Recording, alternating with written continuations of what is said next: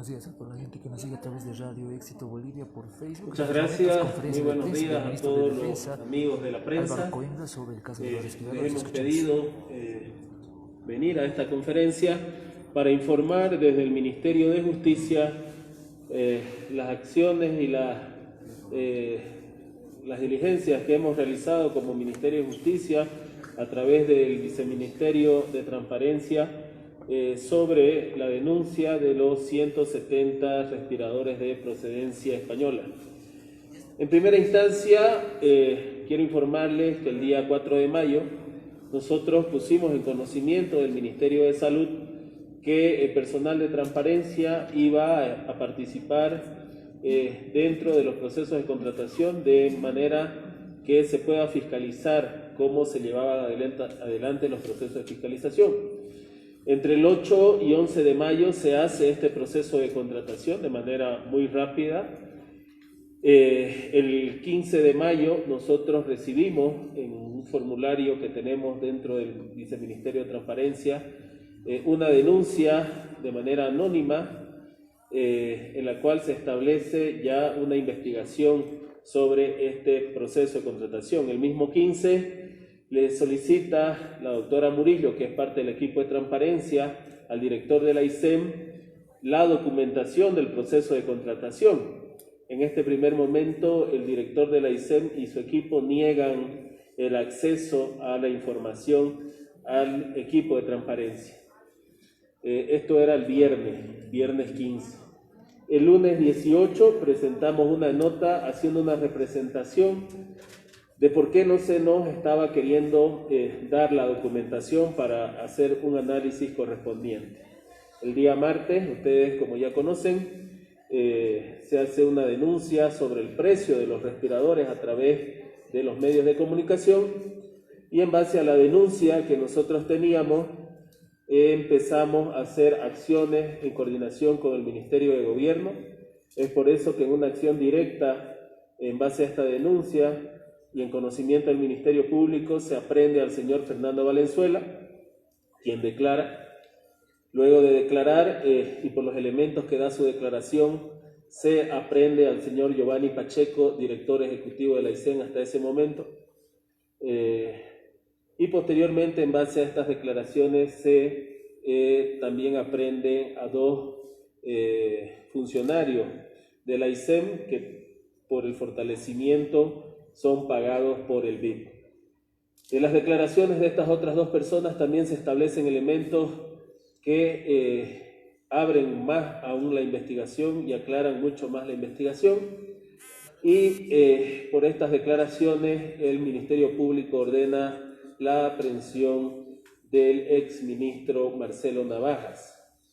En el análisis que se ha hecho hasta el momento de la documentación, podemos establecer que la unidad solicitante del proceso de contratación fue el Ministerio de Salud a través de una nota que envía al director ejecutivo de la ISEM solicitándole la compra de 170 respiradores a esta empresa que hoy está también cuestionada, de procedencia española. La ISEM hace la comisión de proceso de contratación. Dentro del proceso de contratación hay observaciones que hace el asesor jurídico de la ISEM, quien se niega a firmar el contrato y renuncia. Posteriormente también hay otra abogada que hace observaciones al proceso de contratación y es despedida. Lo llamativo de este proceso de contratación, que en primera instancia está mal llevado, porque el ministro Navajas nunca debió ser unidad solicitante, teniendo en cuenta que la ISEM es una agencia descentralizada. La segunda cosa que nos llama la atención es la participación del señor Valenzuela como director jurídico del Ministerio de Salud, teniendo en cuenta que al ser la ISEM una agencia descentralizada tiene su propio asesor jurídico y su propio aparato administrativo. En ningún momento el doctor Valenzuela debió ser parte del proceso de contratación y bueno, ya hay la documentación y además las declaraciones que establecen que él gestionaba, él llamaba, él aceleraba y lo que llama la atención, nuevamente digo, es que este proceso se hizo del 8 al 11 en un tiempo muy corto, y además también tomando en cuenta los días de fines de semana. Posteriormente a la revisión de este proceso de contratación, se establece que se han pagado $2.200.000. Se ha ordenado a través de instrucción de la presidenta, del ministro Parada y del ministro Díez de Planificación, de que se paralice cualquier otro tipo de pago respecto a este equipamiento. Lo que corresponde hoy es que se lleven adelante las imputaciones respecto a las personas que están aprehendidas.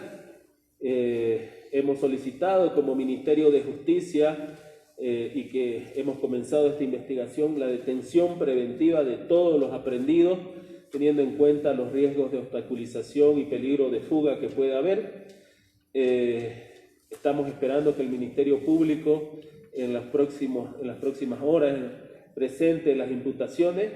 Dentro de nuestra denuncia también hemos solicitado que se anote preventivamente los bienes de todos los imputados o de todos los que están aprehendidos en este momento, y que se se haga el congelamiento de sus cuentas.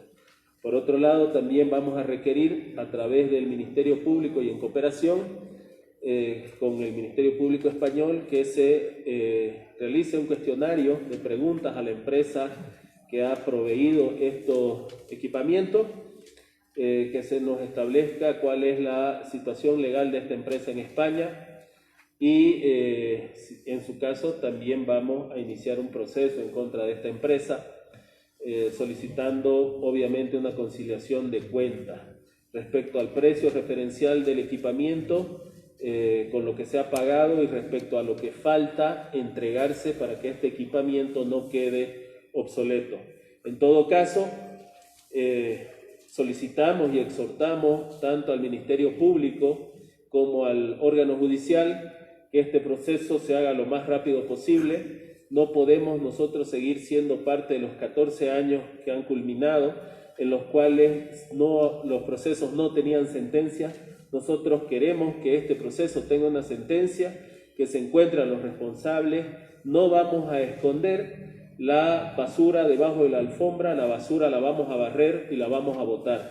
Queremos sentencias que demuestren que hay una verdadera lucha en contra de la corrupción. Nos vamos a distinguir del anterior gobierno porque aquí no se va a premiar a nadie, nadie va a irse de embajador, nadie va a irse de cónsul, nadie va a irse a ningún cargo como premio luego de haber habido corrupción. Nosotros, a través del Ministerio de Justicia, por instrucciones directas de la presidenta, en coordinación con la Procuraduría General del Estado y en coordinación también con el Ministerio Público, vamos a hacer todo lo que se tenga que hacer para que los abusivos, para que los maleantes, para que estos bribones que vienen a quererse aprovechar de los recursos públicos, agravado aún más en tiempo de emergencia sanitaria y de pandemia, paguen. Vamos a hacerlos pagar y no vamos a permitir ningún tipo de socapamiento ni encubrimiento. ¿Escucho las preguntas? Gracias, ministro. Buen día para el sistema IDTP. ¿Qué va a pasar con los otros respiradores que tenían que llegar a Bolivia, los 600? Porque en este momento lo que se necesita es respiradores, sobre todo, por ejemplo, en el Beni. ¿Cuáles van a ser también las acciones en este departamento, tomando en cuenta la emergencia que se ha declarado, por favor? A ver, lo primero que hay que aclarar que son 3 contratos diferentes con 3 empresas diferentes, ¿no? Uno es este contrato que ya está siendo procesado en la justicia, otro es el contrato con una empresa de Cochabamba y otro con otra empresa que, si bien tiene origen español, tiene asiento también legal dentro de Bolivia. Entre esas últimas 2 empresas hay 500 respiradores, los cuales van a hacer también los procesos auditados, como lo ha pedido la presidenta, pero esos respiradores sí llegan, van a empezar a llegar. Y esos respiradores tienen otras características. Son respiradores invasivos, yo le puedo decir hasta ahí porque yo soy abogado, no soy médico, pero son respiradores para terapia intensiva. En cuanto a la emergencia, justo teníamos hoy una reunión, estoy saliendo de ahí con el ministro de la Presidencia, para establecer acciones, sobre todo en los departamentos más golpeados como el Beni Santa Cruz. Estamos esperando que la ministra interina de Salud pueda venir, porque ella estaba en una reunión, para establecer cuál es el equipamiento, cuál es el medicamento, cuáles son los reactivos y cuál es el apoyo que podemos dar a estos departamentos, más allá de lo que ya se ha dado. La realidad del Beni de Santa Cruz, y sobre todo el Beni, es que ellos tienen una población menor, pero obviamente la cantidad de contagios es mayor y ahí los índices y los porcentajes son muy altos, más aún teniendo en cuenta que hay un subregistro, ¿no? El subregistro tiene que ver con la gente que no va a hacerse atender, que se queda en su casa, que quiere curarse con medicamentos naturales. Entonces sí, se están tomando acciones y la idea es que hasta mañana nosotros podamos movilizar el aparato estatal para dar un apoyo extra, si se quiere, a estos dos departamentos. Ministro, buenos días. Hans Franco de Televisión. La presidenta dijo que se han congelado los pagos a la empresa intermediaria por la adquisición de los respiradores. Sin embargo, la empresa intermediaria ha dicho que si no le pagan los 1.4 millones de dólares que resta, no se va a tener la actualización del software y otros elementos que darían viabilidad a que los respiradores que han llegado al país puedan funcionar, porque se dice que actualmente no tienen ningún funcionamiento estos respiradores si no tienen la actualización correspondiente. Y si me permite otra consulta, por favor, ministro, desde la oposición se está cuestionando que el gobierno haya aprobado el decreto 4208 el 1 de abril, autorizando el gasto de 58 millones de bolivianos en época de pandemia para las contingencias de época de lluvias y desastres naturales. ¿Consideran que no es necesario ese gasto en este momento? Y si nos puede justificar por qué se aprobó ese decreto, por favor. Bueno, primero en el tema del software y los accesorios que faltan por llegar, tenemos que sentarnos con la empresa. Este es un tema contractual y tenemos que establecer una conciliación de cuentas. En esta conciliación de cuentas vamos a establecer precios referenciales, garantías, asesoramiento técnico y mantenimiento. Vamos a ver cuáles eran los precios y si estos precios no corresponden, nosotros no vamos a pagar el sobreprecio y buscaremos por otro lado los accesorios y el software para que estos equipos que han llegado a Bolivia, que son 170, no queden obsoletos, obviamente. Hasta el momento, con el pago que se ha hecho de 2.200.000, cada equipo sale alrededor de $12.000. Y tendremos que ver si podemos tener un tipo de conciliación de cuentas con la empresa para solucionar lo otro, y si no lo tenemos, vamos a hacer las acciones legales primero contra esa empresa y segundo las acciones administrativas para buscar los accesorios y el software para este equipamiento. En el otro tema, me parece, la verdad, equivocada la posición de los que estén criticando que se pongan 58 millones de bolivianos como un presupuesto de contingencia ante cualquier desastre natural. Claro, como el MAS nunca atendió los desastres naturales, todos los departamentos hemos sufrido desastres naturales. El 2008 en el Beni hubo una gran inundación, el 2014 la más grande de su historia y el MAS nunca la apoyó. Nosotros no vamos a esperar que los bolivianos estén sufriendo por un desastre natural para actuar. Si esos 58 millones están presupuestados y no hay desastre, seguramente no se los va a gastar. Pero si hay desastres, se los tiene que gastar y tenemos que estar listos. Por eso somos propositivos y por eso tenemos un decreto supremo que establece que debe haber un presupuesto. Y no reaccionarios como siempre han sido ellos, ¿no? Ante el desastre recién reaccionaban o intentaban hacerlo alzando bolsitas y burlándose del pueblo boliviano. Nosotros no nos vamos a burlar del pueblo boliviano y si hay una contingencia por desastre natural, por supuesto que tenemos que actuar. Están empezando las quemas en el oriente boliviano, en algunos otros lados seguramente las sequías, en otros lados va a ser el frío y nosotros tenemos que tener recursos económicos para atender a los bolivianos. Ministro, buen día. Carlos Villena de Unitel. La consulta es la siguiente: ¿por qué el viceministro de Transparencia ha solicitado que el Ministerio Público convoque al embajador Mohamed Mostajo a declarar, por un lado, y por otro, los 170 respiradores que han arribado y han sido entregados algunos, ¿están funcionando? ¿Sirven, ministro? Gracias. Desde el viceministerio y con la denuncia que hemos presentado, hemos solicitado que el embajador de Ciencia y Tecnología, Mohamed Mostajo, se presente como testigo, porque él es una persona calificada para establecer si estos respiradores cumplen el objetivo para lo que necesitamos, y segundo, si está dentro de los precios referenciales. El embajador no ha sido parte del proceso de contratación, entonces nos parece que puede tener una mirada objetiva dentro del proceso, además de que seguramente el Ministerio Público necesita hacer preguntas técnicas respecto al proceso de contratación, y quién mejor que él para dar esa respuesta. ¿Cuál era la otra pregunta, perdón? Si los 170 respiradores habían sido entregados en parte, ¿funcionan, no? Tenemos entendido que hay un equipo de biomédicos de la CEA, que es una agencia estatal también del Ministerio de Salud, que se va a desplazar por todos los departamentos para instalar este equipamiento, porque necesita primero un instalamiento técnico y luego de eso necesita una capacitación al personal de salud que lo va a manejar. Yo no puedo establecer y no sería irresponsable de mi parte decirles sirven o no sirven. Eso lo tienen que establecer técnicamente los que saben, pero además hoy que hay un proceso judicial, seguramente el Ministerio Público va a solicitar un informe técnico respecto a las características de funcionalidad de este equipamiento.